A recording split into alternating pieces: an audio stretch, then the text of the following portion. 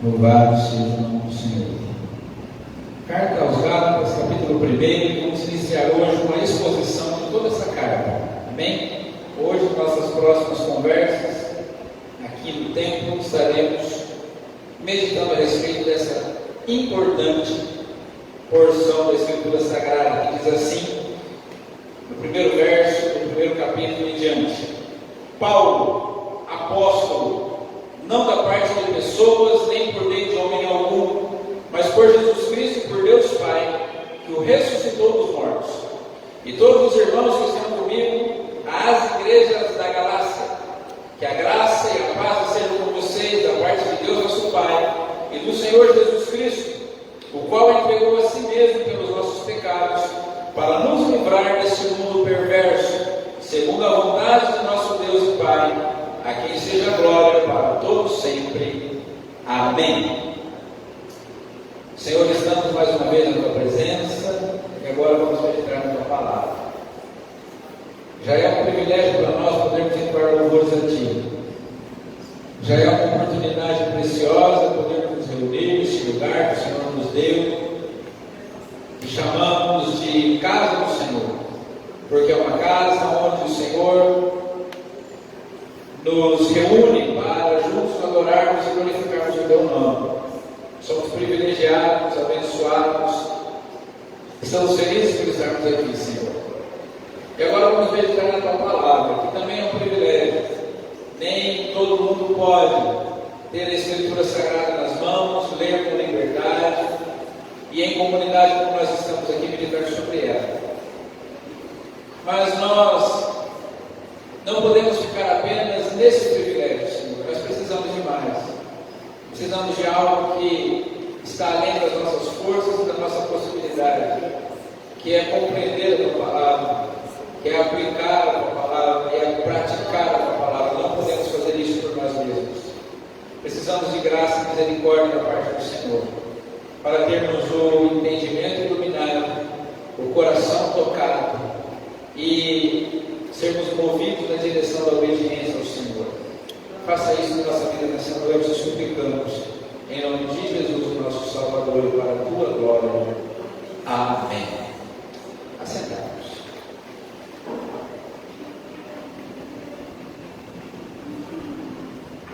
Irmãos, eu tenho já há algum tempo buscando do Senhor uma vida mais profunda, um relacionamento mais próximo, algo que, como temos falado aqui, a minha esposa falou no começo do nosso culto, que nos leve um pouco mais longe desse mundo físico que nós estamos vivendo e que nos aproxima um pouco mais de Deus.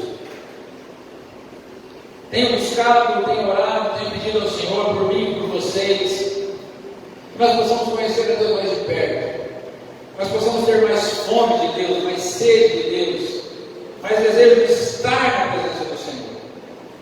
Tenho lido alguns livros, tenho buscado algum conhecimento, tenho estudado algumas coisas a respeito disso. E cada leitura, cada livro que nós vamos passando, nós vamos entendendo algumas coisas importantes que nos levam a um entendimento um pouco mais profundo das Escrituras Sagradas para conseguirmos atingir esse objetivo. Eu comecei há alguns dias atrás a ler os livros do Watchman Nee, O Homem Espiritual. São 3 volumes, eu já estou começando o segundo. E lendo esses ensinamentos desse homem de Deus, algo me chamou bastante atenção e que é pertinente nós compartilharmos aqui. Isso me levou também a decidir fazer essa exposição da Carta aos Gálatas com vocês. Irmãos, todos nós estamos aqui, todos são de casa aqui hoje, e infelizmente gostaria que tivéssemos muito mais pessoas aqui nos visitando, inclusive, para ouvir a palavra do Senhor, mas aprova o Senhor que estivéssemos nós aqui. Nós glorificamos a Deus pela vida de cada um dos irmãos que aqui estão. Nós já entregamos a nossa vida a Jesus, nós já cremos no sacrifício de Cristo na cruz do Calvário e reconhecemos Jesus como nosso único, verdadeiro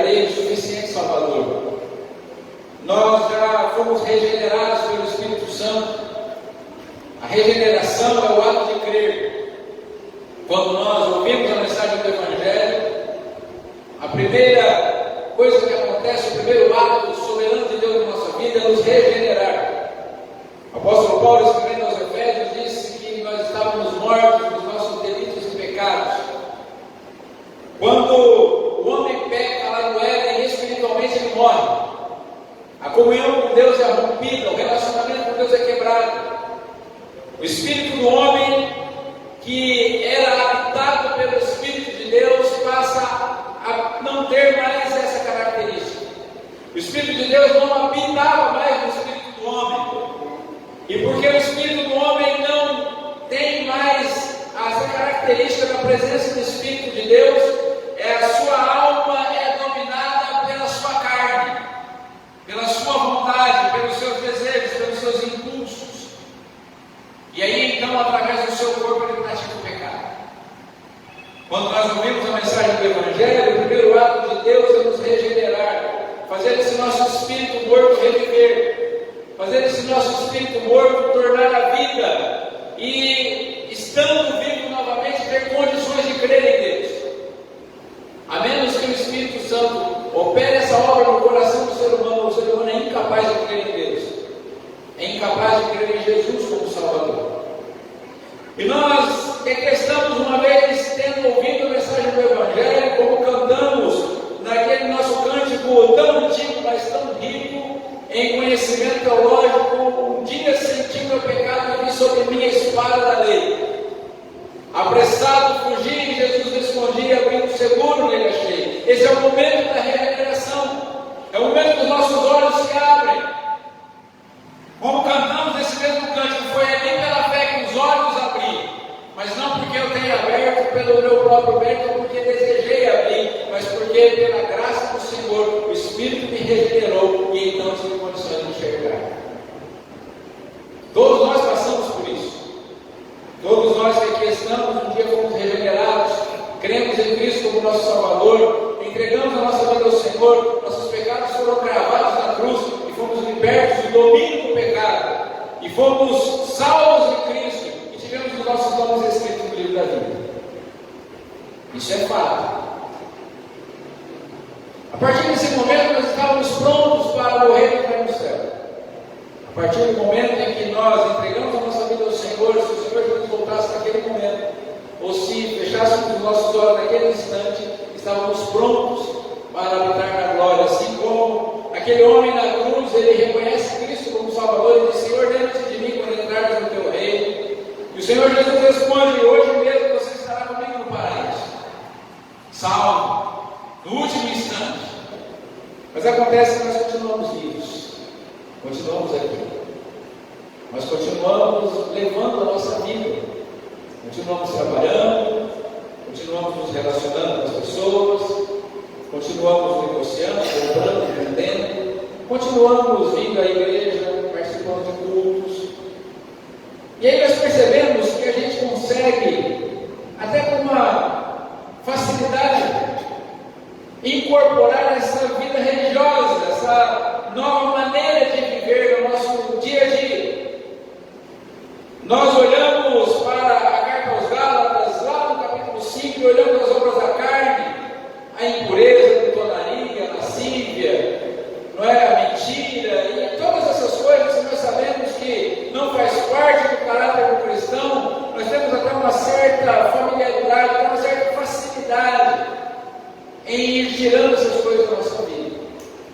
Mas em contrapartida, nós continuamos praticando algumas obras da carne que não são más, são boas, mas que ainda assim são da carne. A gente continua querendo nos aproximar do Senhor pelo mérito próprio. Nós continuamos querendo ser reconhecidos como filhos de Deus pelo que a gente faz. Nós continuamos querendo nos achar que somos bons o suficiente para nos aproximarmos do Senhor. E a religiosidade toma conta do nosso coração. E a nossa alma vai se engrandecendo. A nossa alma vai nos afastando cada vez mais de Deus e nos aproximando cada vez mais do nosso próprio ego. O ótimo ali nesses livros, ele chama a nossa atenção para isso. Que quando o Espírito do homem, ainda que regenerado, não está sob o controle do Espírito de Deus, esse Espírito de Deus não habita o Espírito do homem, esse homem, ele é governado não pelo Espírito Santo, mas pela sua própria alma. E a alma, ela quer reconhecimento, ela quer o ego, ela quer, de qualquer forma, se sentir satisfeita e satisfazer a sua própria vontade. Ainda que através de coisas boas, ainda que através de boas ações. Não somente do pecado, não somente daquilo que nós entendemos como coisas erradas, mas através das coisas certas. E a alma, uma vez não estando sendo dominada pelo Espírito de Deus, que por sua vez habita o Espírito do homem, faz com que a nossa carne, o nosso corpo, ande longe do Senhor, longe da presença de Deus, e nós nos afastamos cada vez mais do Senhor, temos cada vez mais dificuldade de orar, cada vez mais dificuldade de ler a palavra, queremos jejuar cada vez menos, estamos cada vez mais dominados por todas as coisas desse mundo e não conseguimos nos aproximar do Senhor. E é por isso que sentimos fome de Deus. Aliás, é por isso que não sentimos fome de Deus, não sentimos sede de Deus, não queremos estar na presença do Senhor. E quando Paulo escreve essa carta aos Gálatas, ele vem fazendo uma exortação aos irmãos daquela região. A região da Galácia, ela tem algumas características que não dá uma visão correta, não dá para ter certeza de para quem exatamente Paulo escreveu, porque são chamados de Gálatas tanto da região da Galácia do Norte como da Galácia do Sul, e nós não vamos entrar nesses detalhes porque isso não é muito importante para nós. Mas assim, há um consenso quase que geral entre os estudiosos dos textos sagrados que Paulo estava escrevendo essa carta àquelas igrejas que foram plantadas por ele na sua primeira viagem missionária. Quando Paulo sai com Barnabé de Antioquia, e eles passam primeiro por Chipre, onde Barnabé tinha nascido, e depois eles passam por perto da Panfilha, onde Paulo provavelmente fica doente, João Marcos volta para casa. Depois eles vão para Antioquia da Psídia, depois Derbe, Icônio, Listra, e ali eles fundam algumas igrejas. Mas pouco tempo depois, estudando os escritos do apóstolo Paulo e também a tradição da igreja, nós entendemos que por onde Paulo havia passado, outras pessoas vinham atrás. Pessoas que não tinham compromisso com o Evangelho, mas queriam deturpar o Evangelho que estava sendo pregado. E os Gálatas começam a dar ouvidos a essas pessoas. E por causa de dar ouvido a essas pessoas, eles estavam se afastando do Evangelho espiritual de Cristo para se apegarem a preceitos humanos. E Paulo estava exortando essas pessoas a voltarem para o verdadeiro Evangelho. Esse Evangelho que deve ser vivido por aqueles que nasceram em Cristo e foram com Ele crucificados. O Evangelho que deve ser vivido por aqueles que foram libertos do controle da carne. O Evangelho que deve ser vivido por aqueles que têm a sua alma e a sua vontade submissos à vontade e propósito de Deus, para que possam desfrutar da plena liberdade do Senhor e viver para a sua própria glória. O que isso significa? Quando os Gálatas receberam o Evangelho de Cristo, os Gálatas eram, na sua maioria, gentios. Algumas daquelas cidades possuem sinagogas, a maioria não. E Paulo evangeliza, naquela região, a maioria são gentios. E Paulo vem, prega a fé em Jesus Cristo, eles se convertem, entregam a vida a Cristo, igrejas são fundadas ali. Mas de repente chegam os judeus, ou aqueles cristãos que outrora tinham sido judeus, que são chamados pelos estudiosos de judaizantes. E eles começam a dizer assim: não, crer em Jesus é legal, mas não é suficiente. Não basta crer em Jesus, vocês precisam também obedecer a lei de Moisés. Vocês precisam se circuncidar, vocês precisam guardar o sábado, vocês precisam obedecer alguns preceitos da lei, porque só crer em Jesus não salva. E os Gálatas começam a dar ouvidos àquilo ali, porque, sejamos bem sinceros, nós amamos Jesus, mas a gente quer ter um pouquinho de mérito também. Jesus é bom, mas eu também faço a minha parte. Jesus é maravilhoso, Jesus me salvou, mas olha que eu também coloco Porque sim, o Espírito Santo, ele habita em mim, ele me santifica, mas eu, por meu mérito, também mereço alguma coisa. Todos nós queremos isso. Isso é bom, porque depender exclusivamente da graça de Jesus nos constrange. Saber que eu sou miserável, que eu sou imperfeito e que não tenho absolutamente nada a oferecer para ser salvo é chato pra caramba. Eu não quero isso para mim. Eu quero chegar diante do Senhor e falar assim: Senhor, o Senhor é bom, mas eu também colaborei, né? E é interessante quando a gente começa a falar de salvação pela graça, que aí as pessoas falam assim: não, a salvação é pela graça, mas, irmãos, não entrou mais na boa graça. Porque se eu vou falar assim: irmão André, eu vou te dar esse óculos aqui, ó, de graça, mas você tem que fazer alguma coisa para mim. Quer dizer, não é de graça mais. Nós entregamos o nosso voto hoje aos candidatos de graça, sem esperar nada em troca. Porque se nós recebemos alguma coisa em troca do nosso voto, isso é corrupção. Nós esperamos que eles façam o que eles têm que fazer, ainda que não seja do nosso interesse. Então, quando a gente vai falar de graça, realmente a gente escuta isso. Não, Jesus nos salva pela graça, mas, irmão, não tem mais. Se entrar o mais, acabou a graça. É igual ao amor incondicional. Deus nos ama incondicionalmente.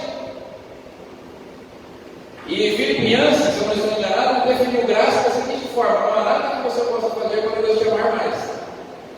Assim como não há nada que você possa fazer para Deus te amar menos. Deus nos ama e ponto final. Isso é graça. Mas aqueles irmãos não estavam querendo viver na graça. Eles não estavam entendendo a liberdade para a qual Cristo chamou. Mas eles estavam querendo entrar de novo debaixo do jugo de escravidão, para que a alma se sentisse bem, para que a alma se sentisse importante. E Paulo é obrigado a escrever essa carta para chamar aqueles irmãos de volta ao verdadeiro Evangelho, que não é o Evangelho das obras, mas é o Evangelho da fé. E da fé exclusivamente em Cristo Jesus. E a nossa proposta, ao olhar para esse texto que nós lemos, esses 5 versos, é entendermos que nós corremos esse risco ainda hoje. Porque é verdade para nós que ainda hoje nós podemos nos afastar da fé em Jesus e confiar nas obras da carne.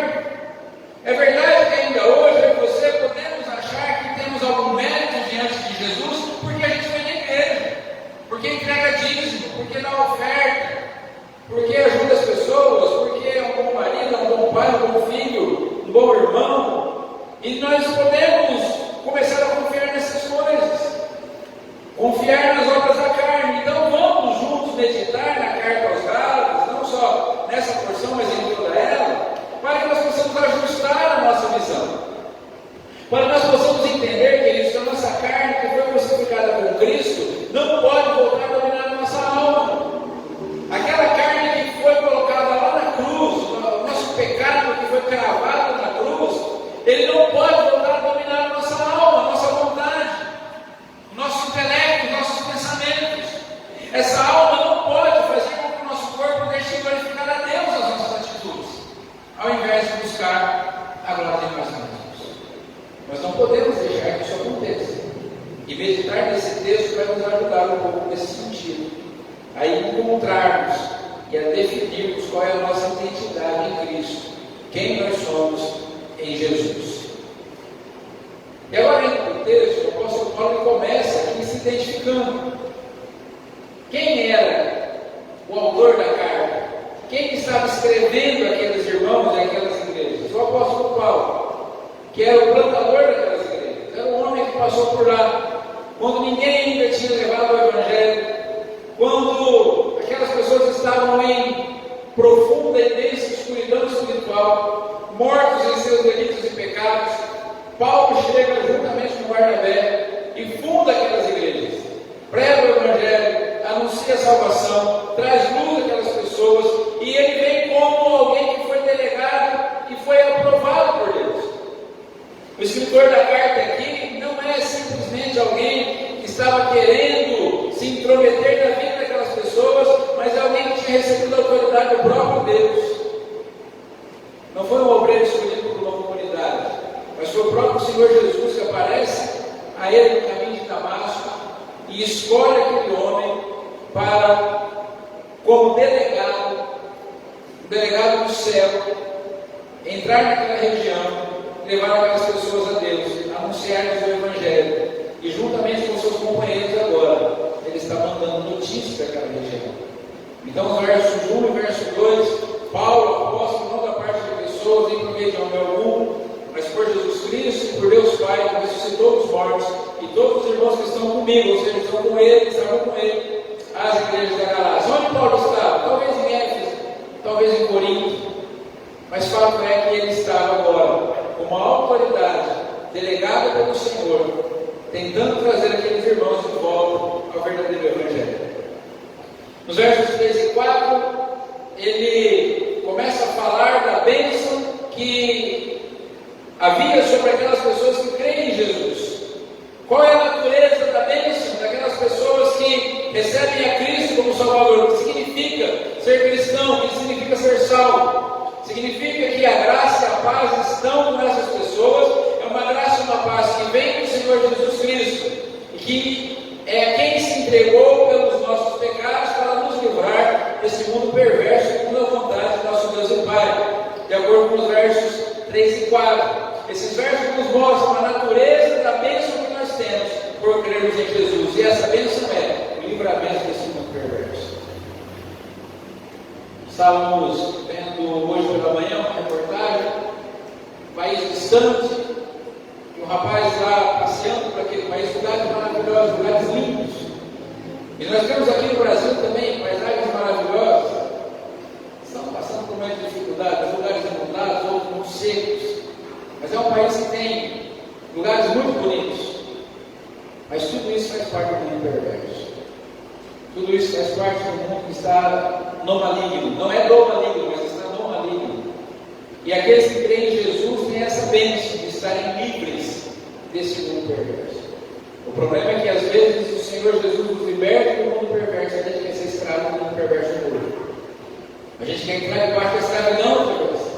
A nossa alma distante do Espírito de Deus, o nosso Espírito que não está sendo habitado pelo Espírito Santo, nos quer levar de volta à escravidão.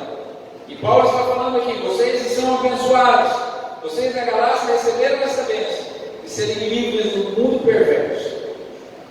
E por que vocês foram livres? Aí o verso 5, Paulo fala a razão da existência da igreja, que é a glória eterna de Deus, a quem seja a glória para todos sempre. Amém. Então nessa saudação, ele se apresenta como um delegado de Deus, aprovado pelo Senhor, juntamente com outros irmãos, para chamarem a atenção daqueles Gálatas, mostrarem para eles a natureza da bênção que eles receberam em Cristo, de serem livres do mundo perverso, e a chamar a atenção deles também para a razão da existência deles, que é a glória eterna de Deus. Nós existimos para a glória de Deus. Por que a igreja existe? Por que precisa ter igreja? Por que somos cristãos? Por que estamos aqui? Estamos aqui para a glória de Deus. Lá no Catecismo de Westminster, na sua primeira pergunta é: qual é o fim principal do homem? O homem existe para a glória de Deus e para desfrutar dele para sempre. Essa é a nossa função no mundo, por isso que estamos aqui. Vivemos para a glória de Deus. Dormimos, comemos, nos relacionamos, andamos, negociamos, adoramos, louvamos, oramos, jejuamos, fazemos tudo o que fazemos para a glória do Senhor. É o propósito da nossa vida, é o propósito da vida da igreja.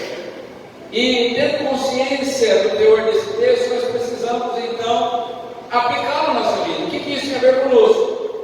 O que nós podemos tirar de lições importantes para nossa vida nesses versos introdutórios dessa carta?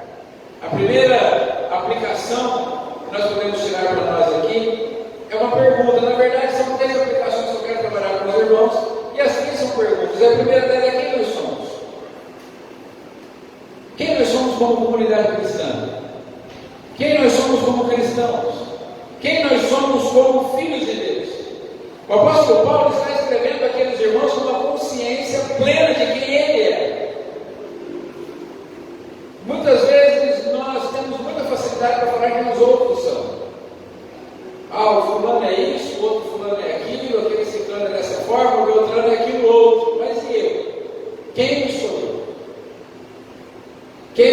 como comunidade, quem nós somos individualmente. Qual é a nossa identidade no reino de Deus? Eu e você precisamos, queridos, ter consciência do nosso chamado. Eu e você precisamos ter consciência de quem nós somos no reino de Deus, quem nós somos na presença de Deus, quem nós somos nesse propósito de Deus de manifestar o seu reino, de instaurar a sua igreja e de ter uma igreja poderosa, vitoriosa, que caminha triunfantemente até o cumprimento final da sua missão. Eu e você devemos ter a consciência desse chamado. Precisamos procurar andar como amigos e companheiros de fé e nos preocupar em cumprir o dever de fazer discípulos. Nós precisamos entender isso. Paulo estava aqui enviando essa carta com plena consciência de quem era.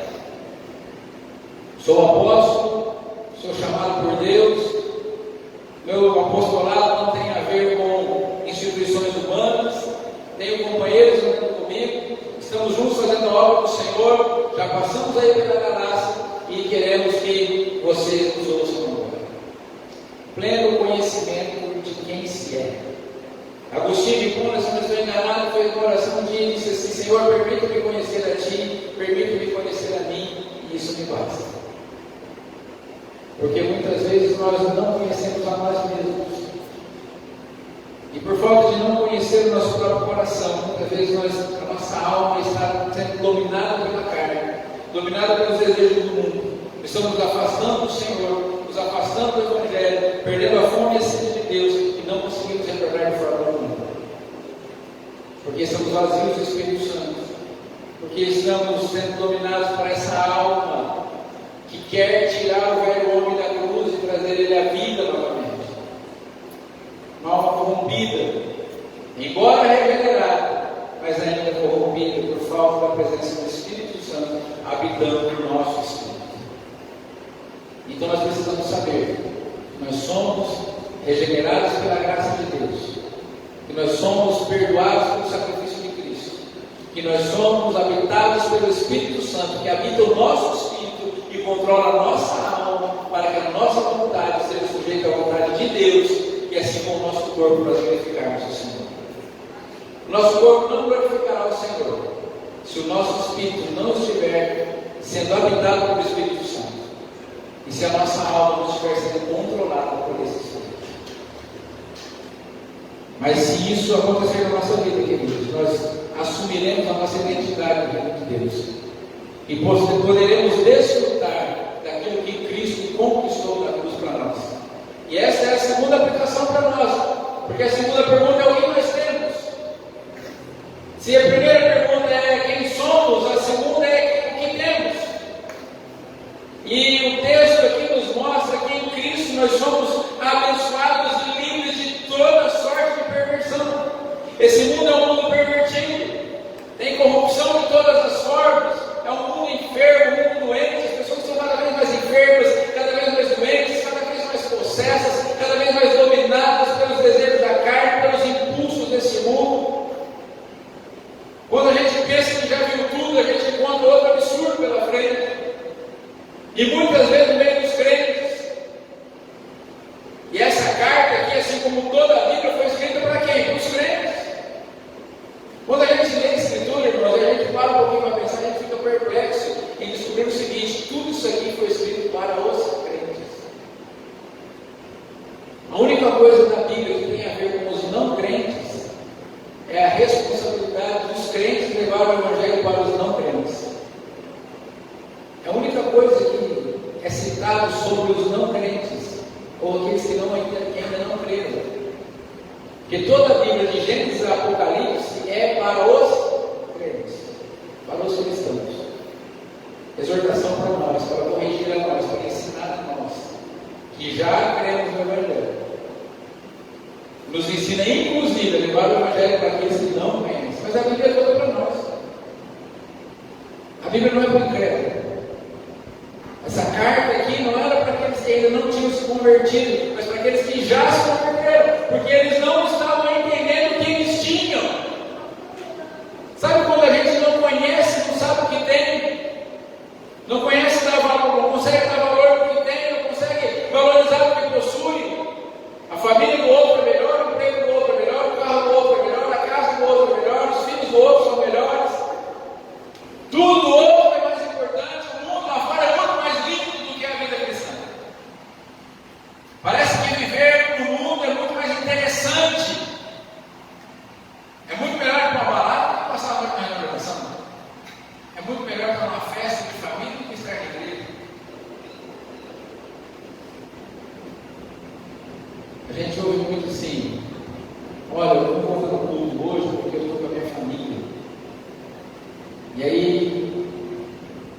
gente ouve assim, olha, porque primeiro em Deus.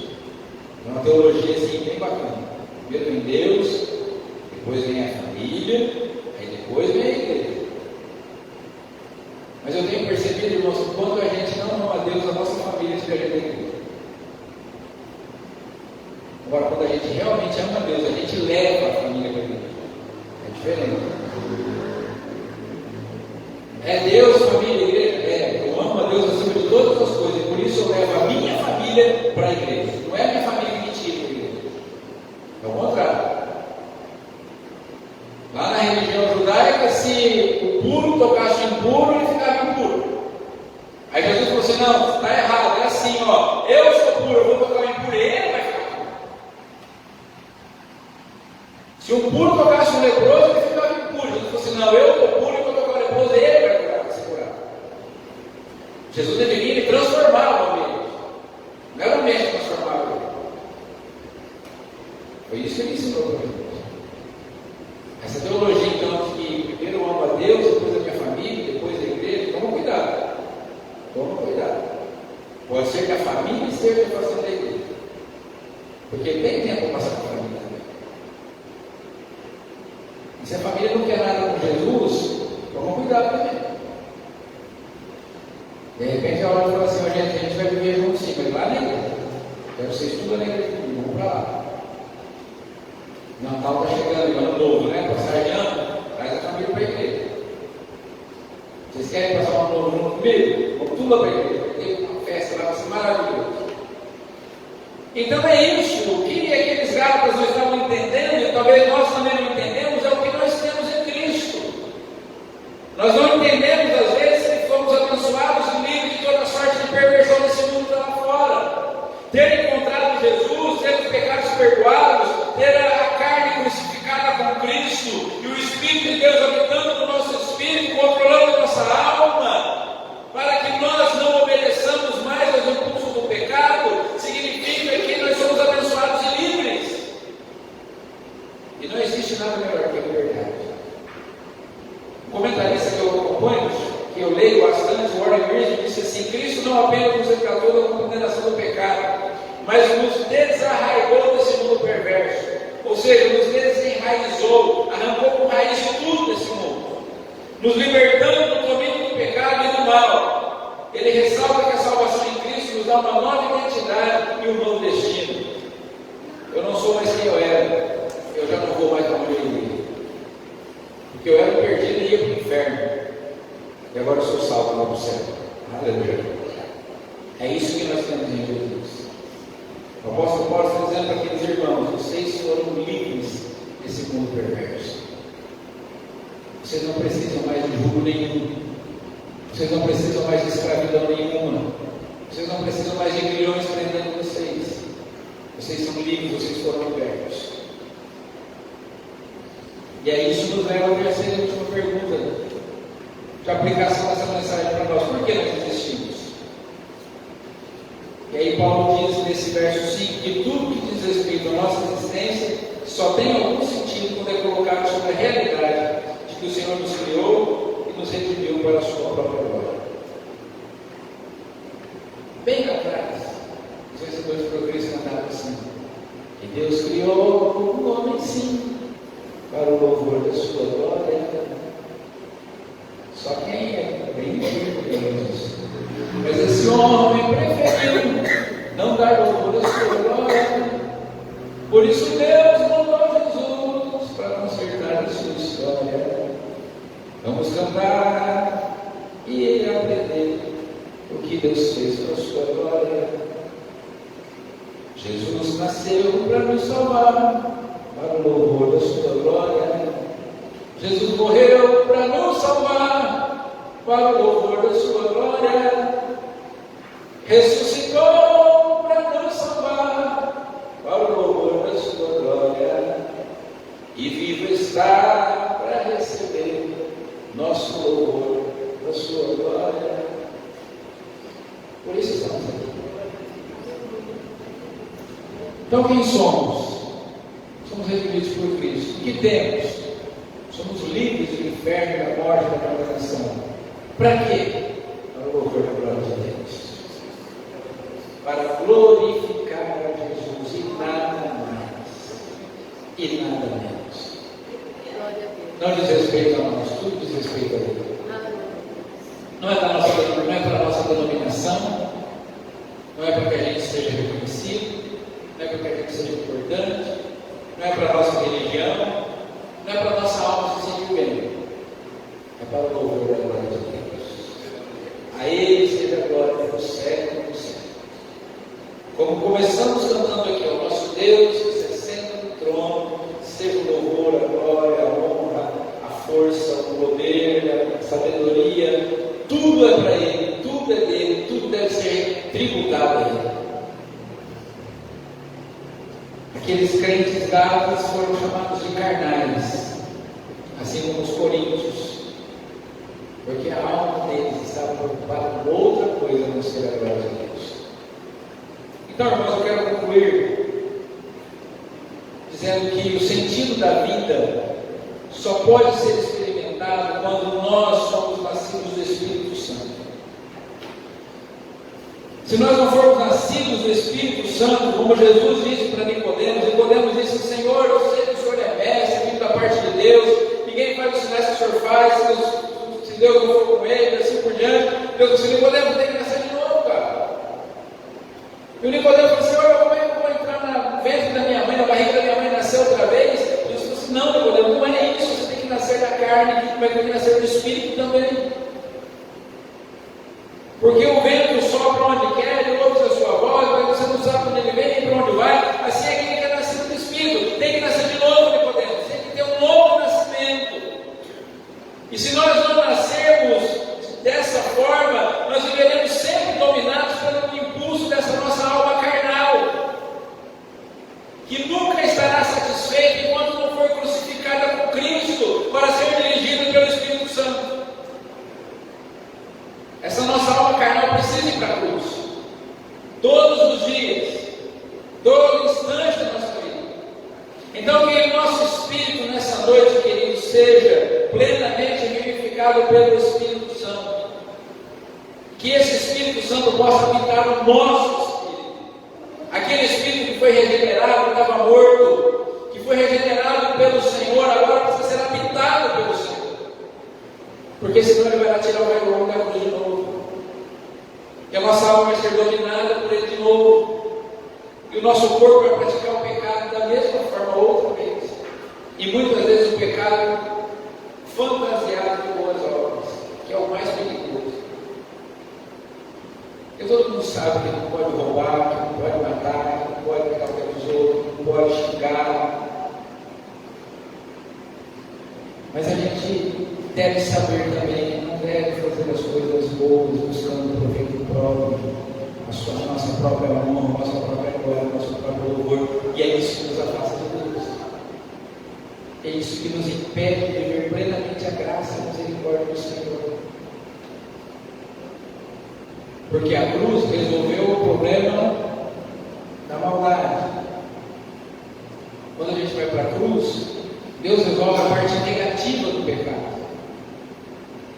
E quando nós somos cheios do Espírito Santo, Deus resolve a parte positiva do pecado. Porque tem a parte negativa e a parte positiva do pecado. A parte positiva é a gente faz as nossas boas obras e a gente se sente bem para caramba com isso. Deus tem que me abençoar, então como eu sou bom. Deus tem que me abençoar, então como eu faço tudo certo. É o publicano que entra no templo: Senhor, eu te dou graças porque o Senhor fez um cara tão legal como eu. Olha como eu te dou graças, Senhor, porque o Senhor me fez melhor do que os demais homens, são adúlteros, profanos, blasfemos. Eu não blasfemo, eu não adultério, eu não sou profano. Eu sou legal, eu dou dízimo de tudo que eu possuo, jejum 2 vezes na semana. Sou melhor que os publicanos. Mas Jesus falou assim: você está vazio de si, muito cheio de si e vazio de espírito. Diz o Senhor Jesus que aquele homem orava de si para si mesmo. E esse é o risco que nós temos.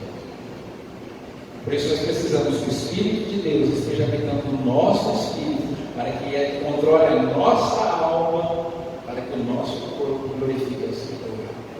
E nós tenhamos esse relacionamento mais profundo, que eu tenho buscado para mim e tenho buscado para vocês também.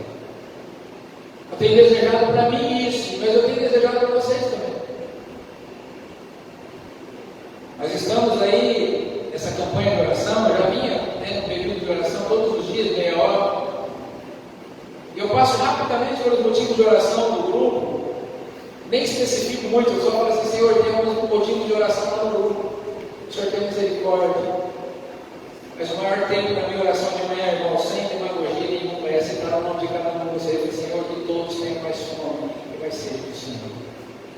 É onde eu tenho procurado passar mais tempo, por mim e por vocês, porque é isso que nós precisamos. Precisamos que o nosso espírito esteja vivificado e habitado e controlado pelo Espírito de Deus, para que nós possamos viver uma vida que tenha sentido, para que nós possamos, queridos, viver uma vida cristã que seja muito mais do que entrar no domingo à noite aqui, cantar meia dúzia de louvores, ouvir uma mensagem bíblica e ir embora. Precisa ser mais que isso, precisa ser diferente disso, sabe? Porque, sinceramente, se o cristianismo for isso, é muito sem graça, não faz sentido. A gente vem aqui, canta meia dúzia de cantos, cumprimenta, como é que foi a semana, e aí como é que está o trabalho, o que você fez, o que você não fez, família está bem, como é que está fulano, sarou, não sarou. Aí, beleza, vamos começar. Aí canta meia dúzia de louvor, está cantando aqui, mas o pensamento está lá, no boleto vai vencer amanhã. Não entrando na presença de Deus de verdade, não desfrutando da presença do Senhor de verdade. A palavra pregada, daqui 10 minutos a gente esqueceu também. E vamos esperar o próximo domingo ver o que acontece. Irmãos, o cristianismo não pode ser isso. Não pode. Não pode. Eu imagino que deveria ser assim. Não pode ser assim. Precisa ser mais. Precisa ser mais profundo. Precisa ser diferente. Precisa, irmãos, ter sentido. Precisa ter consciência de propósito. Precisa ter liberdade verdadeira. Precisa ter atitudes que glorificam a Deus. E nós precisamos disso. As pessoas precisam olhar para nós e ver a glória de Deus e glorificar o Senhor. Jesus falou assim: assim brilha a vossa luz diante dos homens, para que olhem para as obras de vocês e glorifiquem o vosso Pai que está nos céus. Não é olhar para a minha vida e dizer: puxa, que cara legal. Não é olhar para a sua vida e dizer: nossa, como ele faz coisa boa. Mas é olhar para nós e falar assim: isso aí só pode ser a obra de Deus. Isso aí só pode ser Jesus. Isso aí só pode ser sobrenatural, não pode ser humano. Então a gente faz, mas quem recebe é para você. E aí então, ficam para nós aqui para a gente terminar 3 desafios importantes que eu gostaria de propor para os irmãos essa noite, mas eu gostaria que vocês ficassem em pé para nós pensarmos nisso juntos. Fique em pé para a gente fazer de conta que está acabando. Irmãos, diante de tudo isso, algumas perguntas são importantes. Feche seus olhos e pense sobre elas um pouco. Será que eu e você temos compreendido a nossa identidade no reino de Deus? Será que eu e você temos construído relacionamentos que nos propiciam o avanço desse reino? Será que a gente tem buscado ter o nosso espírito regenerado, habitado pelo Espírito Santo? E temos construído uma comunidade forte que obedece ao Senhor, que ama Jesus, que está cheia do Espírito Santo? Será que nós podemos ser chamados de cristãos verdadeiros? Será que podemos dizer também que somos um dos tais, como nós cantamos no nosso louvor, que está lá no nosso cenário? Ou será que a gente não sabe quem é de verdade? Será que eu sei quem eu sou na presença de Deus? Será que eu tenho consciência de tudo aquilo que Jesus me tornou quando me alcançou com a sua graça, com a sua misericórdia, com o seu amor, com a sua bondade, com o seu perdão? Ou simplesmente estou acompanhando o andar da vida, sem muito propósito, sem muita identidade. Porque, queridos, se nós não sabemos quem nós somos, hoje é dia de nós pedirmos ao Senhor para que revele a verdade sobre nós. Dizer, Senhor, eu quero saber quem eu sou de fato. Eu quero hoje tirar da minha carteira de identidade celestial. Eu quero hoje renovar esse documento que parece que não tem mais a minha foto. Essa semana eu estive no cartório reconhecendo firme o documento. A moça disse que a foto que está na minha habilitação não parece mais comigo. E talvez a minha carteirinha lá no céu esteja assim também. A foto que está lá não é mais a minha. Está segurada. Mas o Senhor pode renovar a nossa identidade nessa noite aqui, queridos. O Espírito Santo pode encher o nosso espírito nessa noite. Que nós sejamos declarados filhos de Deus, verdadeiros, cheios do poder da unção do Espírito Santo, perdoados pelo sacrifício da cruz, controlados totalmente pela ação do Espírito de Deus, que orienta as nossas atitudes, pensamentos e vontades.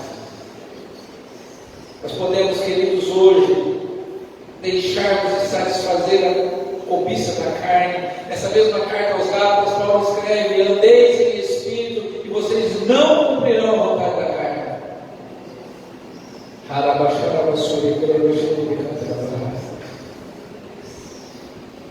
Segunda pergunta para nós pensarmos aqui, queridos, é se a nossa vida tem sido vivida na liberdade que Cristo conquistou para a nossa alma,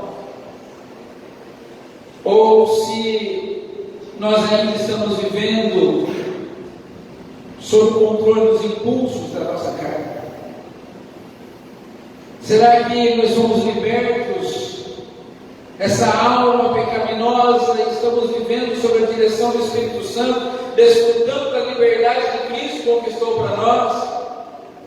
Jesus nos libertou da perversidade do mundo, e eu e você temos vivido livres desse mundo, ou estamos ainda amarrados, algemados a tudo aquilo que a nossa carne deseja?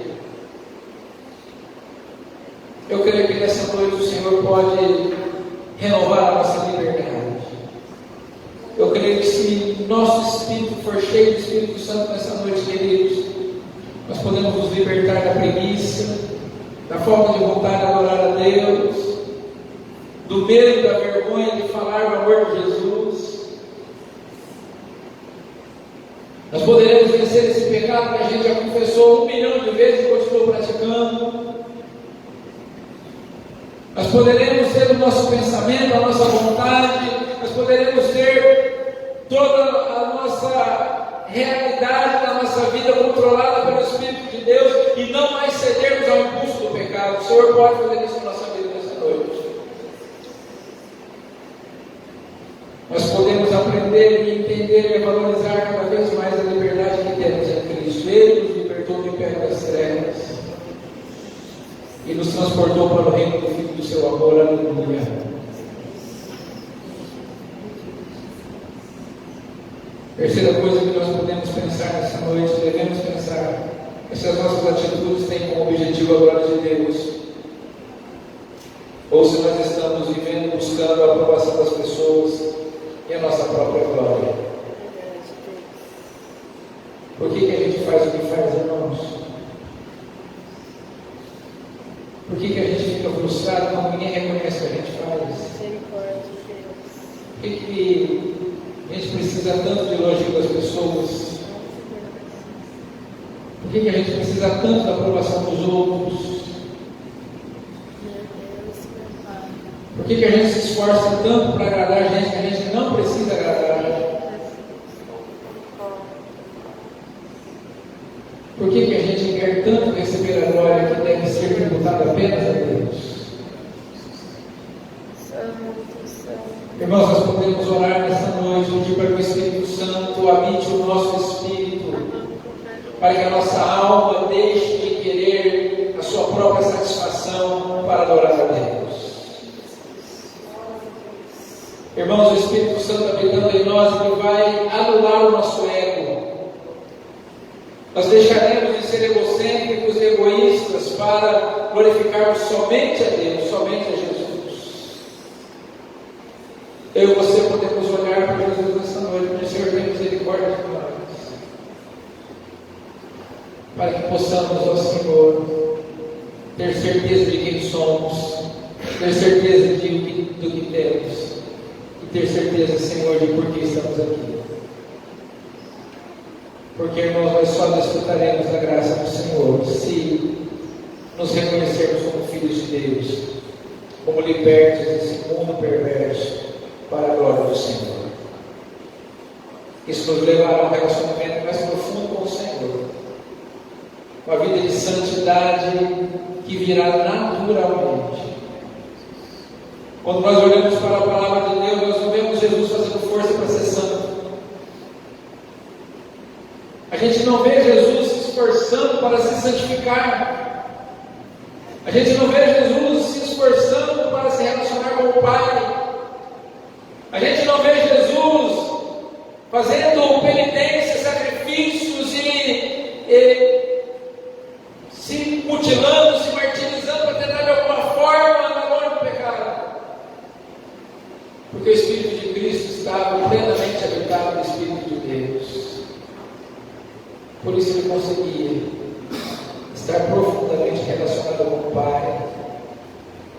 Por isso o deleite dele estava em ter uma vida de oração, em abençoar as pessoas e glorificar a Deus.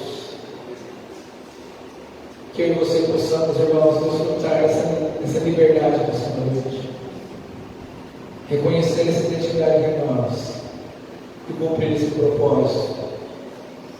Oremos então. Ó Deus, nos colocamos diante de Ti nessa noite, Pai, porque precisamos que o Teu Espírito habite o nosso espírito. Nós queremos que o nosso espírito um dia foi regenerado pelo Senhor. Cremos ao Senhor, o velho homem foi cravado na cruz, o pecado que nos condenava e nos levava para o inferno foi anulado por causa do sacrifício de Cristo, ó Deus. Mas esse Espírito que foi renascido, ele precisa ser habitado pelo Teu Espírito, e nós clamamos ao Senhor que o Teu Espírito venha e encha-nos nessa noite, Pai, para que a nossa alma possa ser controlada pelo Senhor e não pela nossa própria vontade, pelo nosso próprio desejo.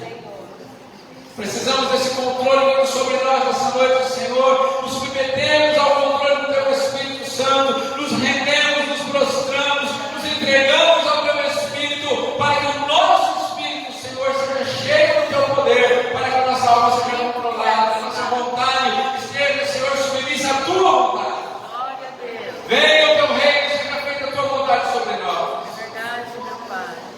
Manifesta o Teu poder e a Tua graça neste lugar, Senhor, para que possamos, ó Senhor, nos reconhecer como verdadeiros filhos Teus.